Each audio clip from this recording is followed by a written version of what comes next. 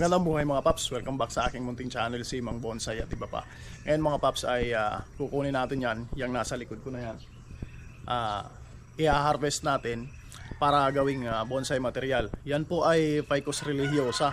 Tinanim ko po siya 1 year ago sa direkta sa lupa, ano mga paps. Pero yung ilalim po niya ay nilagyan ko ng bato ba yun? Bato or tiles para hindi magkaroon ng taprot at radial roots lang yung kanyang ugat.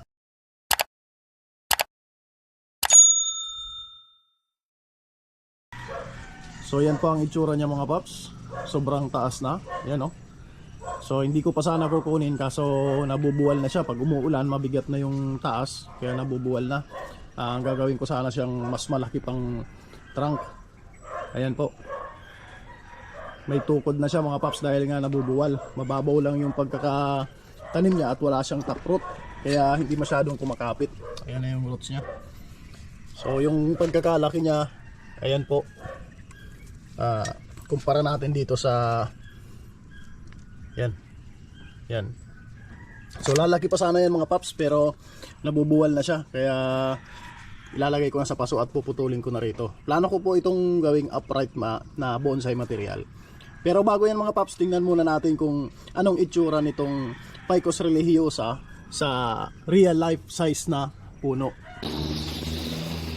So mga paps, ito nga po pala yung itsura ng kanyang puno na full grown na hindi ginawang bonsai na nakatanim sa lupa mga paps. Yan po ang itsura niya. Meron po mga vein-like, yung parang mga ugat na itsura. Yan po ay mga roots na nag-fuse sa kanyang katawan. Yan pong karakter niya na yan, ang isa sa mga nagustuhan ko para gawin siyang bonsai. Dito po sa atin mga paps sa Pilipinas ay madalang po ako makakita ng ginawang bonsai na ganyan. Pero sa India po ay marami ang gumagawang bonsai kasi native po yan sa India. Ito nga po pala ang itsura ng kanyang dahon. Malalaki po siya na parang may buntot sa dulo. Mga paps, may pointed na part sa dulo ng dahon. Napapaliit din naman po yan mga paps. Although hindi nga ganun kaliit tulad ng ibang material na ginagawang bonsai. So yan po ang gusto kong i-replicate. Natural look na Ficus religiosa. Dito po sa Manila mga paps ay marami pong pwedeng pagkuhanan ng material niyan. Marami pong nagkalat dito sa mga kalsada, mapasidling man o kaya naman po ay yamadori. So marami yan mga paps. Ayan po, makikita po natin na dumidikit lang po yan sa pader at tinatanggal lang po yan para hindi makasira ng pader.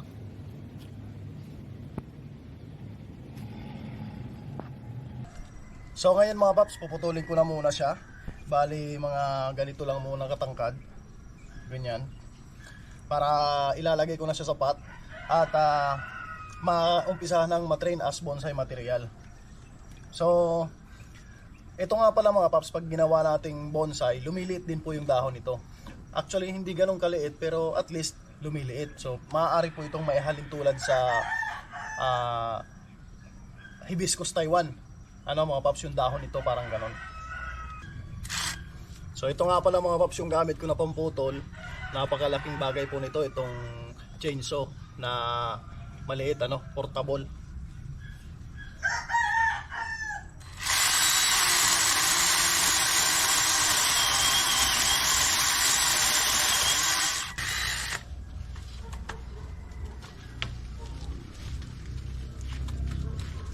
So ito na po mga paps at maputol ko na. Itong pinagputulan ay gagawin ko ulit na cuttings. Susubukan kong itanim kung mabubuhay. Maganda sana nito kung i-markot ko muna. Kaso pag uwi ko nakatumba na siya mga paps. Kaya nag-decide na ako na i-harvest na lang at gawin na lang cuttings. Susubukan ko na lang na itusok itong pinagputulan. Ngayon ito namang base mga paps yung kukunin natin. Tatanggalin ko muna itong mga ilagay ko na bato.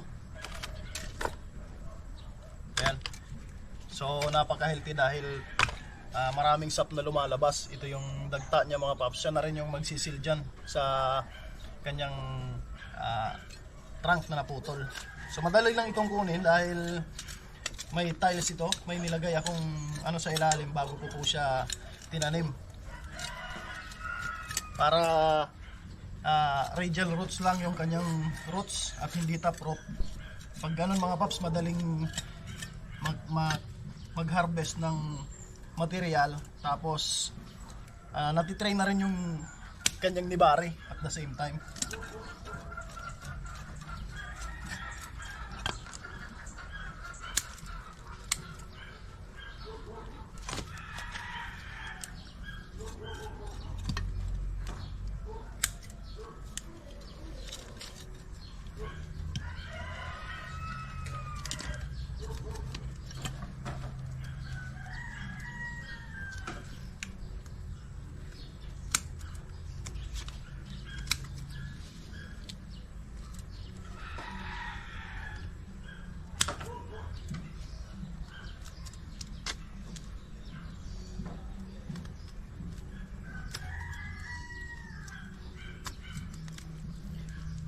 So ayan na siya mga paps.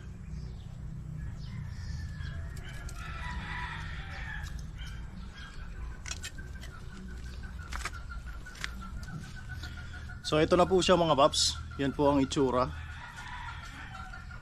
So tatanggalin ko muna itong ibang roots na malalaki na nandito sa ilalim para pagtanim ay yung nibari lang yung napaatras yung makuha natin. Paside na nibari.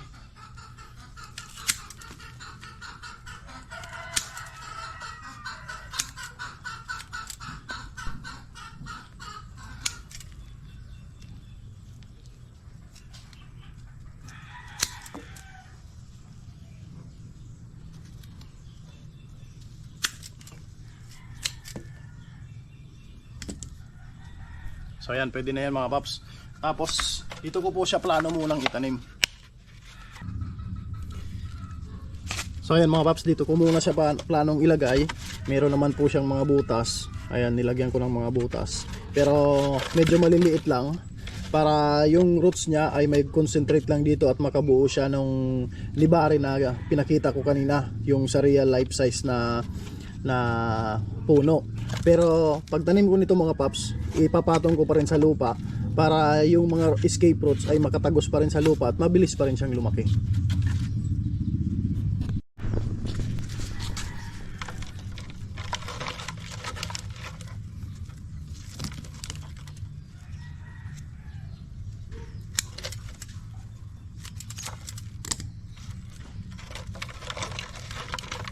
So yan, tama-tama siya rito mga paps sa training pot na to.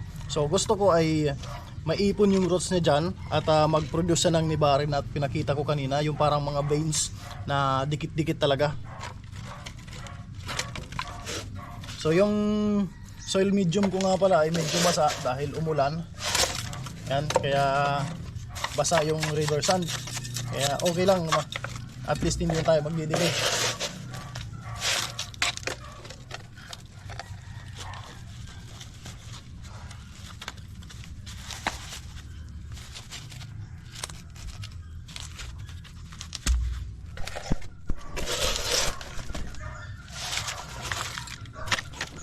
Madali naman itong mag-ugat mga paps.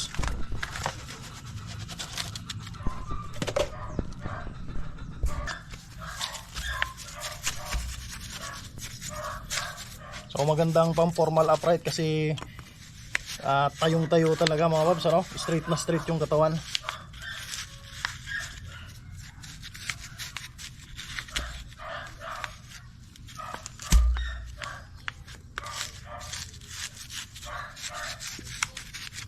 Basa yung ating river sand. Ito nga pala mga paps ay hindi purong river sand, ano? May halo po itong garden soil.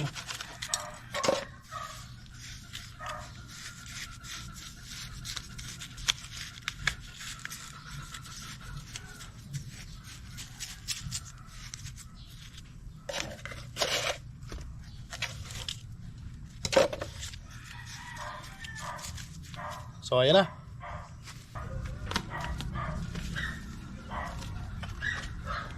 So ngayon mga paps, ibabalik ko ulit siya dito. Nakapatong pa rin sa lupa para mabilis na lumaki, ano?